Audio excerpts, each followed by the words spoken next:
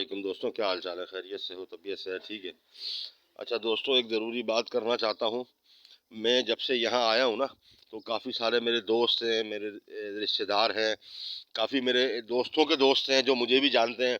और तुम्हें पता है, मीरपुर ख़ास में सरफराज कढ़ाई वाला काफ़ी लोग जानते हैं, मशहूर हूँ, अल्लाह का बड़ा करम है।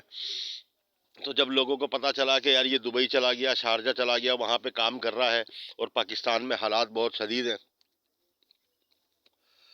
तो उन्होंने कोशिश की मुझसे रब्ता करने की। और मैं तो नंबर छुपाता नहीं हूँ अपना, मेरा तो फेसबुक पे भी नंबर है, व्हाट्सएप के ग्रुप में भी नंबर है। दोस्त यार रब्ता करते हैं, कोई भी किसी को दे देता है, मैं मना नहीं करता। किसी को मालूमात मिल जाएगी, किसी की हेल्प हो जाएगी, मेरा क्या जाएगा। तो बात ये है भाई कि यहाँ पर कारोबार के हालात बेहतर नहीं हैं। और मैं ये नहीं कह रहा कि नहीं आओ, आओ, दुबई आओ, शारजा आओ, अबू धाबी आओ, कहीं भी आओ, कोई बंदा बुलाता है तो सबसे अच्छी बात यह कोई बंदा बुलाए। मैं आने को तो 10-12 महीने पहले ही आ जाता। अमान को तो आए हुए 2 साल हो गए।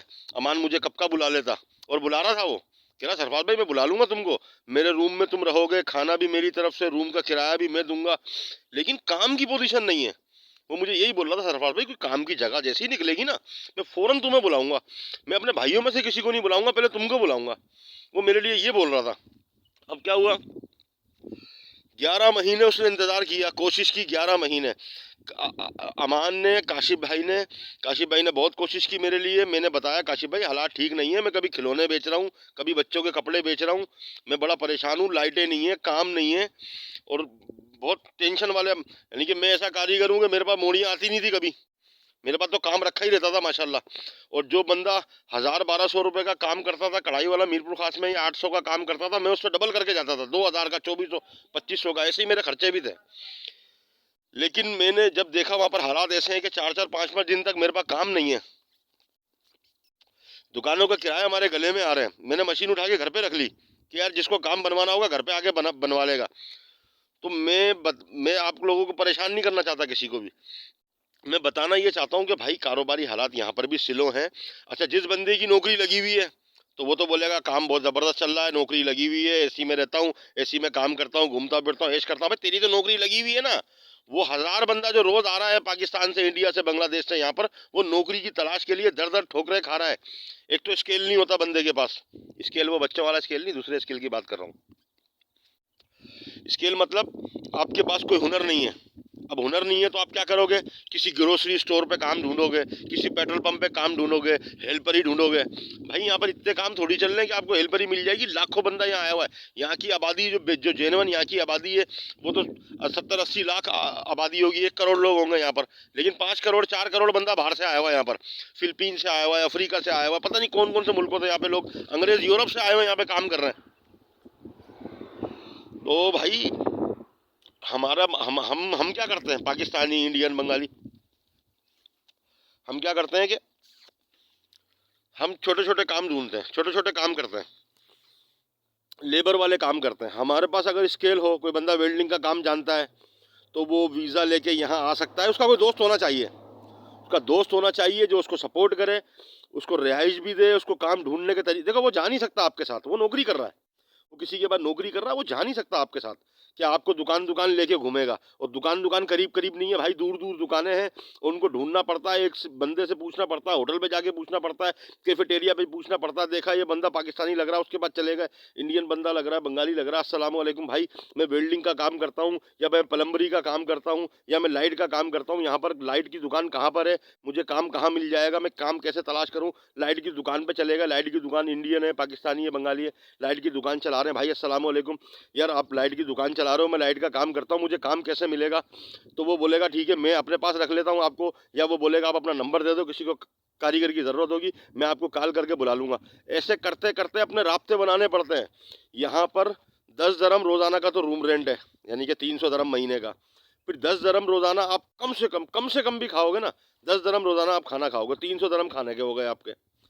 ये 20 दरम रोज़ाना तो आपका लाजमी खर्चा है, कुछ भी हो जाए, बीमार हो जाओ, कुछ भी हो जाओ, 20 दरम लाजमी रोज़ाना का खर्चा है। अब बंदा पाकिस्तान से विजिट वीज़ा भी लेकर आए, टिकट भी लेकर आए, और यहाँ पर 2 महीने रहने के लिए, 2 महीने के आप 20 दरम के हिसाब से पैसे भी लेकर आओ। और अगर आपको टैक्सी करवानी है, कहीं जाना है, दुबई या बस में जाना है, तो यहाँ पे कार्ड ख़रीदना पड़ता है, 25 दिरहम का कार्ड मिलेगा आपको, फिर 20-30 दिरहम उसमें डलवाओगे आप बस में जाने के लिए, किसी दूसरे शहर जाओगे, किसी अच्छी जगह पे काम ढूंढने की कोशिश करोगे।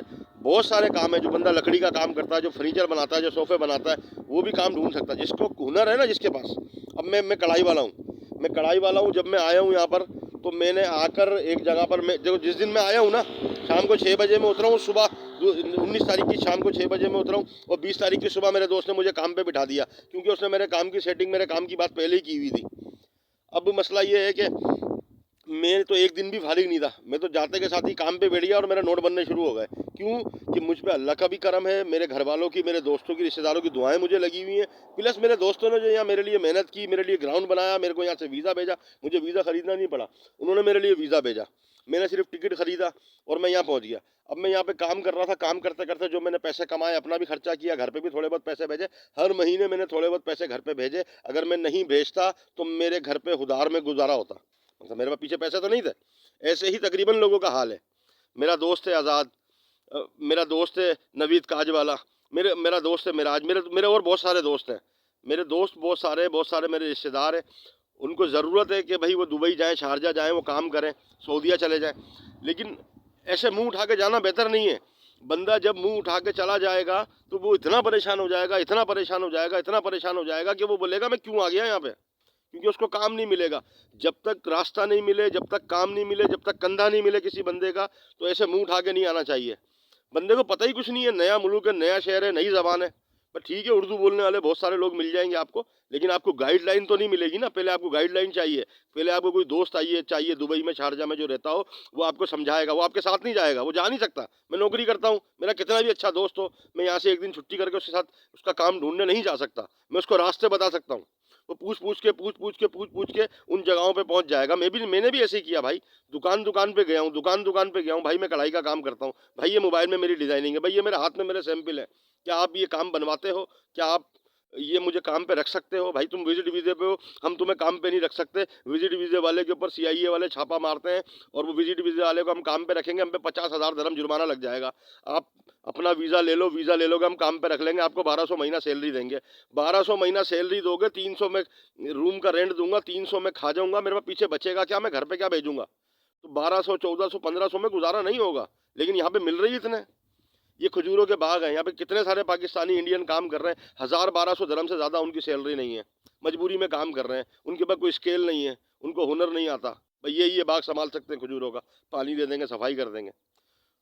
बहुत कम 30-35 हज़ार, 25,000 घर पे भेज रहे हैं हर महीना, क्योंकि पाकिस्तान में वो ये भी नहीं कमा सकते, मजबूरी में गुजारा कर रहे हैं। हमारे मुल्क के अंदर लोगों को एजुकेट करने के लिए, लोगों की स्किल बढ़ाने के लिए, लोगों को हुनर सिखाने के लिए, किसी दूसरे मुल्क में वो नौकरी करने जा रहा है, उसको वहाँ मुल्क की ज़बान से, जहाँ से जाने से पहले उसको ज़बान सिखाई जाए, उसको बेसिक अल्फाज सिखाए जाए। हमारे मुल्क में ऐसे इंस्टीट्यूट नहीं है, और अगर है तो लोगों को पता नहीं है। गवर्नमेंट की सतह पर कोई ऐसा काम मेरे को तो नज़र नहीं आ रहा कि हो रहा है। बस सब सारी जगहों पर फुद्दू खाते चल रहे हैं। तो मेरा बताने का, बोलने का, इतनी बड़ी वीडियो बनाने का मकसद ये है, कोई भी बंदा, कितने बंदे यहाँ आए परेशान हुए भाई। 2 महीने पहले 3 महीने का विजिट वीज़ा था, अब 2 महीने का विजिट वीज़ा है। लोग 2-2 महीने के विजिट वीज़े पाकिस्तान से पैसे मंगा के दोबारा लगा के यहाँ पे रह रहे हैं। पहले यहाँ का यहाँ विजिट वीज़ा लग जाता था, अब दूसरे मुल्क में जाना पड़ता है, वहाँ से वापस आओगे, फिर जाके मुल्क से बाहर जाना पड़ेगा आपको, यूएई से, फिर जाके आपका विजिट वीज़ा दोबारा लगेगा। तो कितना पैसा खर्चा हो रहा है, पाकिस्तान से पैसे मंगा रहे हैं, कर्जा कर रहे हैं अपने ऊपर, काम नहीं लग रहा, लोग परेशान हैं, काम ढूंढ रहे हैं। अब एक तो आप किसी बंदे के पास स्केल नहीं है, अब दर्जी का काम है, अब जेंट्स काम की तो यहाँ हाल नहीं है। जेंट्स काम में मैंने कितनी जगह पर कोशिश की मेरे दोस्तों के लिए, मैं जेंट्स काम ढूंढ लूँ, शारजा में कितनी दुकानों पर मैं गया हूँ, लेकिन जेंट्स काम वाले बोल रहे नहीं भाई, हमारे पास तो एक कारीगर का काम है, दुकान इतनी बड़ी है, कारीगर एक है।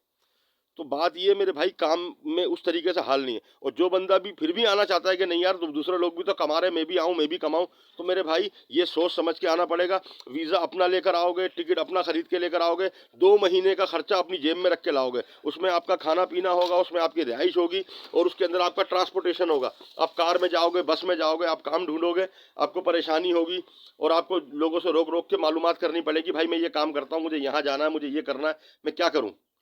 तो बताने का मकसद ये है मेरे भाई के, सोच लो, समझ लो, क्योंकि पाकिस्तान में हालात ऐसे नहीं है, और पाकिस्तान को जो लोग चला रहे हैं, वो तो चाहते ही नहीं है कि पाकिस्तान की आवाम आगे बढ़े, वो तो चाहते ही नहीं है कि पाकिस्तान की आवाम जो है ना अपने पैरों पे खड़ी हो जाए। इतनी ज़्यादा महंगाई हो गई है, इतनी ज़्यादा महंगाई हो गई है, बल्कि कर दी गई है।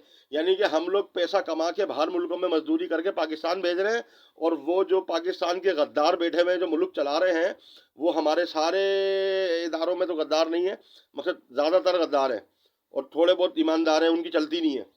तो वो क्या कर रहे हैं, मुल्क से पैसा उठा के बाहर मुल्क में अपनी जायदादें बना रहे हैं। लेकिन इंशाल्लाह बचेंगे फिर भी नहीं, बचेंगे फिर भी नहीं। अल्लाह ने चाहा इंशाल्लाह। बहुत सारे भाई हैं, मेहनत कोशिश कर रहे हैं। एक वक्त ऐसा आएगा पाकिस्तान में, और जल्दी आएगा इंशाल्लाह, ऐसी प्यारी हुकूमत आएगी कि जितने भी गद्दार पैसा लेके बाहर मुल्कों में गए ना, पैसा लेके हमारे मुल्क के पैसे बाहर मुल्क में ले गए और हमारा रुपया गिरा दिया, और अपनी बैंक बैलेंस सारा कुछ प्रॉपर्टी बाहर बना लिए, उनको बाहर से पकड़ के लाएंगे इंशाल्लाह। कोई मुश्किल नहीं है।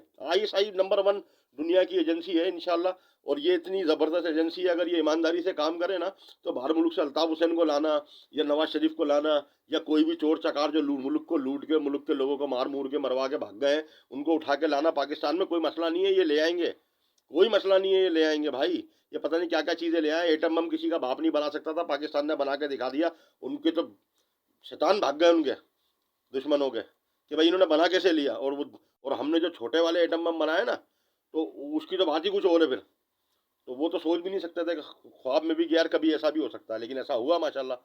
बहुत ज़बरदस्त लोग हैं, बहुत ज़बरदस्त लोग हैं, बहुत ज़बरदस्त लोग हैं पाकिस्तान में यार। बहुत मोहब्बत करने वाले, खर्चा करने वाले, लोगों की मदद करने वाले। लेकिन इस वक्त समझ में नहीं आ रहा कि ऊपर 1 नंबर से लेकर नीचे के 100 नंबर तक ज़्यादातर जो ना 99% जो है ना, वो गद्दार, बेईमान, चोर, लुटेरे बैठे हुए, और वो किसी तरीके से मुल्क को आगे बढ़ने नहीं दे रहे, और बस अपना माल बना रहे हैं, अपना पेट भर रहे हैं। अल्लाह पाक उनको हिदायत दे, और या अल्लाह पाक ऐसे बंदे लेकर आए जो अल्लाह पाक उनसे सफाई करवा दे, इनकी गंद कचरा साफ हो जाए सारा। मेरी तो ये दुआ है इंशाल्लाह। और मेरी ये दुआ है अल्लाह पाक हमसे काम ले ले यार, हमसे काम ले ले अल्लाह पाक। इतने सारे पाकिस्तान के अंदर लड़के तरबियत याफ्ता है माशाल्लाह। तो कोई सेटिंग, कोई ग्रुप, कोई तरतीब बना के घुमा दे इनको। क्या है, ये दुश्मन है पाकिस्तान के यार।